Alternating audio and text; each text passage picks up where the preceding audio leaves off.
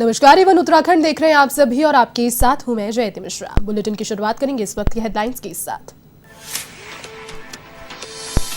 उत्तराखंड के राज्यपाल गुरमीत सिंह और मुख्यमंत्री धामी का नानक मत्ता दौरा, गुरुद्वारे में मत्था टेक कर लिया आशीर्वाद, तो वहीं लंगर हॉल में पहुंचकर किया लंगर ग्रहण।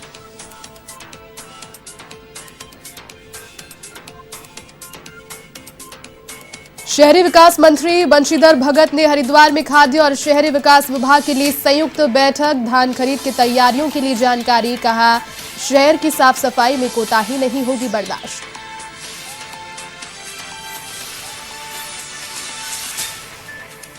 उत्तराखंड में केजरीवाल का जोरदार स्वागत, केजरीवाल ने हल्द्वानी में जनसभा को किया संबोधित। 6 माह में 1 लाख नौकरियां और अधिक देने और नौकरी नहीं मिलने पर 5,000 रुपए भत्ता देने का किया चुनावी वादा।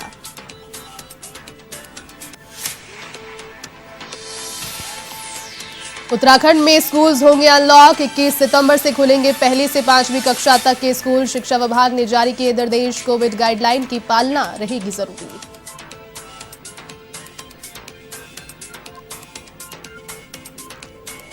उत्तराखंड में मौसम के लिहाज से अगले 3 दिन भारी, देहरादून सहित 5 जिलों में भारी बारिश की संभावना। पौड़ी डीएम ने सावधानी बरतने के दिए निर्देश।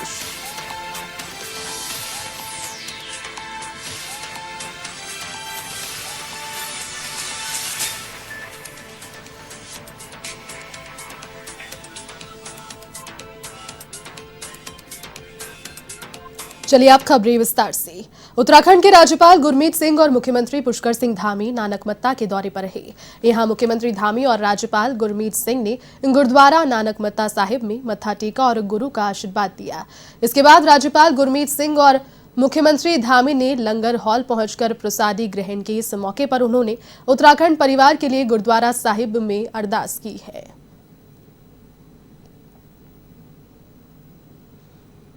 केवल और केवल दर्शन है और माननीय राज्यपाल साहब का इस क्षेत्र से भी बड़ा लगाव रहा है, क्योंकि वो जब अपने सेना में थे सीओ के रूप में उन्होंने 3 साल का जो समय है वह यहीं हमारे बनबसा में जो हमारा कैंट है। खबर हरिद्वार से, जहां शहरी विकास मंत्री बंशीधर भगत ने खाद्य और शहरी विकास विभाग की संयुक्त समीक्षा बैठक ली और अधिकारियों से आगामी धान खरीद के बारे में जानकारियां विस्तृत तौर पर ली। विभागीय अधिकारियों ने बताया कि जिले में 97% राशन कार्ड आधार से लिंक हो गए हैं। तो वहीं शहरी विकास विभाग की समीक्षा के दौरान विभागीय मंत्री ने कहा कि शहर की साफ सफाई में कोताही बर्दाश्त नहीं होगी।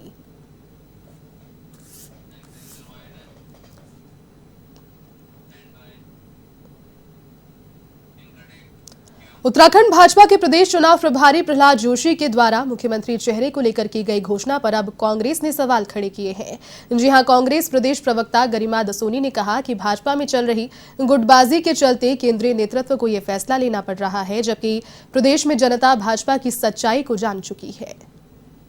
सुनने में आया है कि उत्तराखंड भाजपा के चुनाव प्रभारी प्रहलाद जोशी ने धामी को न सिर्फ मुख्यमंत्री चेहरा घोषित किया है, बल्कि उनके नेतृत्व में ही चुनाव लड़ा जाएगा, ऐसी घोषणा कल यहां उत्तराखंड में आकर करी। भाजपा को क्योंकि अपने विकास कार्यों पर यकीन नहीं है और आज तक जितनी भी बातें भाजपा ने कही हैं जनता से, उन पर वो अडिग नहीं रहे हैं, उन पर खरा नहीं उतरे हैं। उसके अलावा दुष्यंत गौतम ने आकर यहाँ सामूहिक नेतृत्व में चुनाव लड़ने की बात कही थी। तो इससे भाजपा के अंदर अंतर्कलह परिलक्षित होता है कि जितने मुंह उतनी बातें भाजपा कर रही है। धड़ेबाजी में और राजनीति का शिकार भाजपा हो रही है। आम आदमी पार्टी भी कोठियाल जी को अपना चेहरा घोषित कर चुकी है, लेकिन कांग्रेस पार्टी की अपनी एक रीति नीति है, वो चुनाव में जाती है और विधानमंडल दल अपना नेता मुख्यमंत्री के रूप में चुनता है। हम अभी भी अपने उसी फैसले पर अडिग हैं, क्योंकि हमने विकास किया है, हमने जनहित के कार्य किए हैं। हम अपने उन कार्यों की बदौलत जनता के बीच में जाएंगे और वोट मांगने का काम करेंगे। आम आदमी पार्टी के मुख्यमंत्री के चेहरे और आप नेता अजय कोठियाल की ओर से उत्तराखंड को देश की हिंदू आध्यात्मिक राजधानी बनाने की जनता से अपील पर बीजेपी और कांग्रेस ने पलटवार किया है। बीजेपी के प्रदेश मंत्री आशीष गुप्ता ने कहा कि अभी आम आदमी पार्टी का अस्तित्व ऐसे दावे करने का नहीं। तो वहीं काशीपुर महानगर कांग्रेस के अध्यक्ष संदीप सहगल ने कहा कि आम आदमी पार्टी बीजेपी की बी पार्टी है, इसलिए उसने चुनाव से पूर्व अपना रूप सामने लाते हुए प्रदेश की जनता को धर्म के आधार पर बांटने की बात कही है।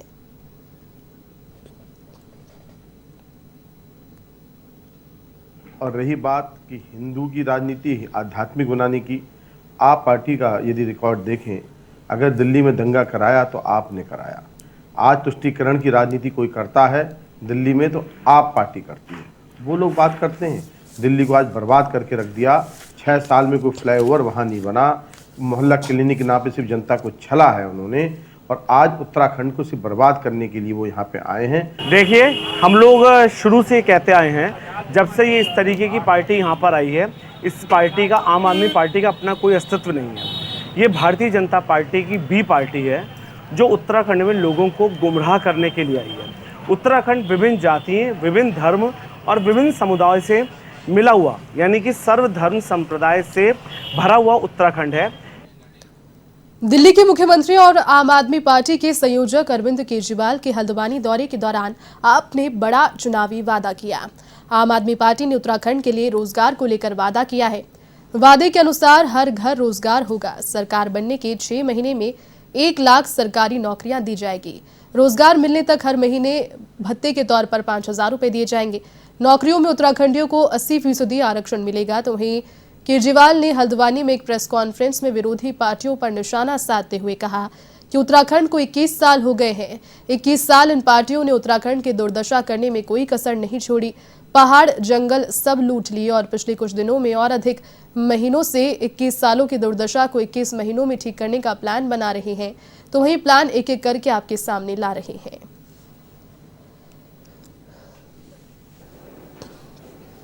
आज पिछले कुछ दिनों से, पिछले कुछ महीनों से कोटियाल साहब के साथ बैठ के, उत्तराखंड के लोगों के साथ बैठ के, देवभूमि के लोगों के साथ बैठ के इन 21 सालों की दुर्दशा को 21 महीनों में ठीक करने का हम लोग प्लान बना रहे हैं। और वही प्लान एक एक करके आप लोगों के सामने लेके आ रहे हैं। कैसे स्कूल बनाए जाएंगे, कैसे अस्पताल खोले जाएंगे, कैसे 24 घंटे बिजली मुहैया कराई जाएगी, कैसे सड़कें ठीक की जाएंगी, कैसे खेती ठीक की जाएगी, कैसे रोज़गार मुहैया कराए जाएंगे।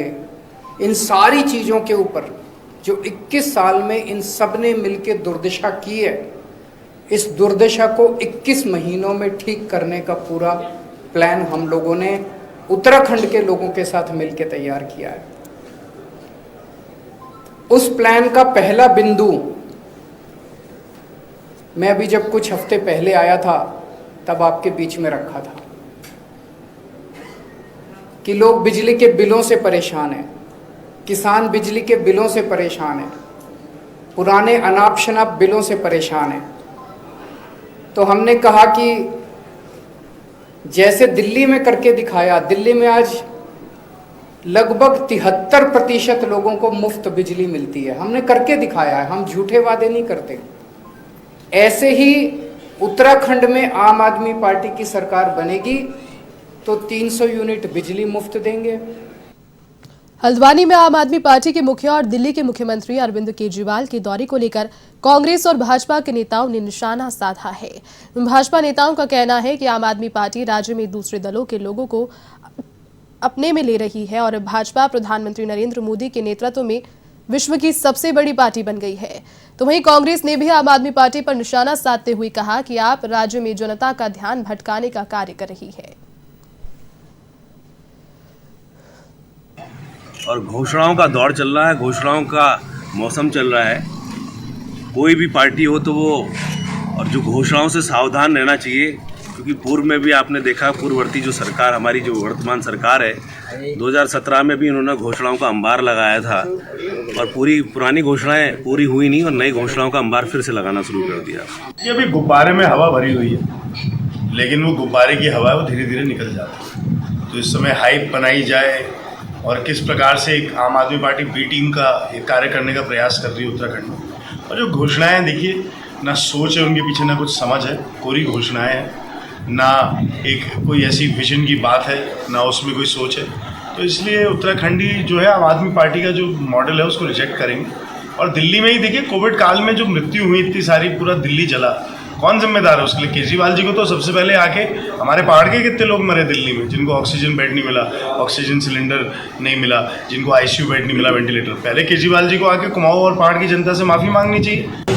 माननीय मुख्यमंत्री दिल्ली सरकार श्रीमान अरविंद केजरीवाल जी का दौरा है। ये अपना उनका पार्टी का किरदार निभाते हुए दौरा है। आपको चुनाव यहाँ से जो लोग लड़ा रहे हैं, आप पार्टी यहाँ पे चुनाव में प्रतिभाग कर रही, तो ये दौरे चलते रहेंगे। कभी भाजपा का तो हमारा स्ट्रक्चर ही, हमारी तो सरकार है, 19 करोड़ रुपये का, 19 करोड़ का दल जिसकी सदस्यता 19 करोड़ हो, और जिसके नेतृत्व में माननीय मोदी जी हो, माननीय अमित शाह जी हो, माननीय नड्डा जी हो, तो इतना बड़ा संगठन। उत्तराखंड सरकार 21 सितंबर से कक्षा पहली से लेकर 5वीं तक के बच्चों के लिए फिर से स्कूल खोलने जा रही है। कोविड-19 के मामलों में आई गिरावट को देखते हुए ये निर्णय लिया गया। आपको बता दें कि राज्य में 16 अगस्त 2021 से कक्षा 6ठी से 8वीं तक के स्कूल पहले ही खुल गए हैं। हालांकि छात्रों की उपस्थिति अनिवार्य नहीं है। छात्रों के पास अभी भी ऑनलाइन कक्षाओं में भाग लेने का विकल्प मौजूद है। सरकार की ओर से जारी निर्देश के अनुसार दिन में मात्र 3 घंटे ही कक्षाएं संचालित की जाएंगी।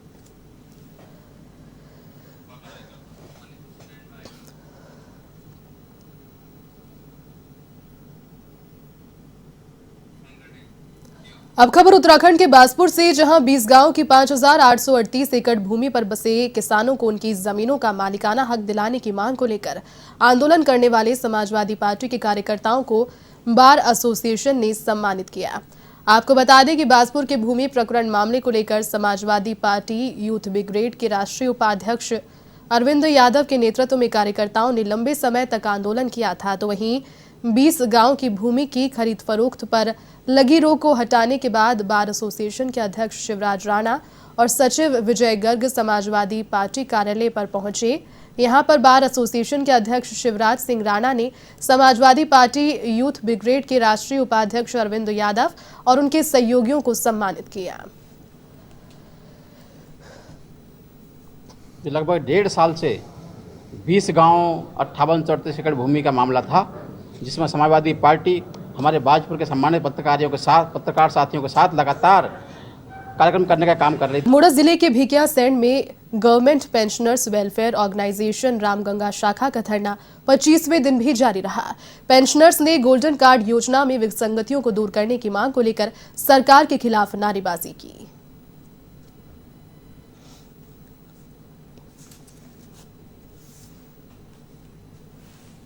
सरकार इस ओर ध्यान नहीं दे रही है। हम आंदोलन को तेज करने के लिए पूरे प्रदेश में हमारा जनसंपर्क चल रहा है। कल उधम सिंह नगर में बैठक थी जिले की, और वहाँ प्रदेश अध्यक्ष श्री जैन साहब भी आए थे।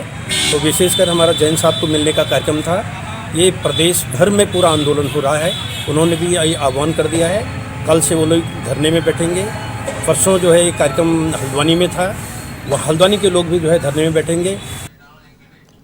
पितरों को श्रद्धा से किए गए दान को श्राद्ध कहा जाता है। 2021 में पितृपक्ष 20 सितंबर से 7 अक्टूबर तक मनाए जाएंगे। पितृपक्ष में मानव मृत आत्माओं को जल, तिल, जौ, चावल और सफेद पुष्प से जलांजलि दी जाती है। पंडित मनोज त्रिपाठी ने बताया कि पितृपक्ष में पितरों का उनके देहांत की तिथि के दिन श्राद्ध करना जरूरी माना गया है। हरि का द्वार यानी कि धर्मनगरी हरिद्वार में लोग गंगा की डुबकी लगाकर जन्म जन्मांतरों के पाप धोने आते हैं, तो वहीं पितरों की आत्मा की शांति और उन्हें मोक्ष दिलाने की कामना को लेकर भी पहुंचते हैं। माना जाता है कि श्राद्ध करने से उनके पितृ प्रसन्न होते हैं और उनके ऊपर सुख शांति और अपने आशीर्वाद की वर्षा करते हैं।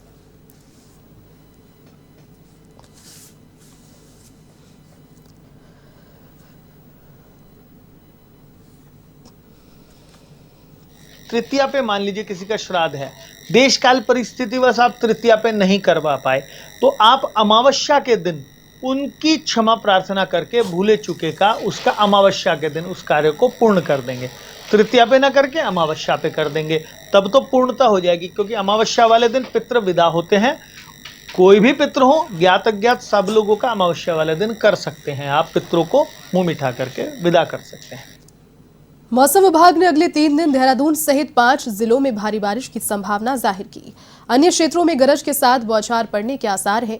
तो वहीं फिलहाल राजधानी देहरादून सहित राज्य के अधिकतर इलाकों में रविवार को बादल छाए हुए हैं। विभाग के अनुसार रविवार से मंगलवार तक देहरादून, नैनीताल, पौड़ी, अल्मोड़ा और पिथौरागढ़ के कुछ इलाकों में भारी बारिश हो सकती है। तो वहीं मौसम विज्ञान विभाग की ओर से 18 से 21 सितंबर तक पर्वतीय क्षेत्रों में बारिश की संभावना के मद्देनजर जिलाधिकारी पौड़ी डॉक्टर विजय कुमार जोगदंडे ने सावधानी बरतने के निर्देश दिए।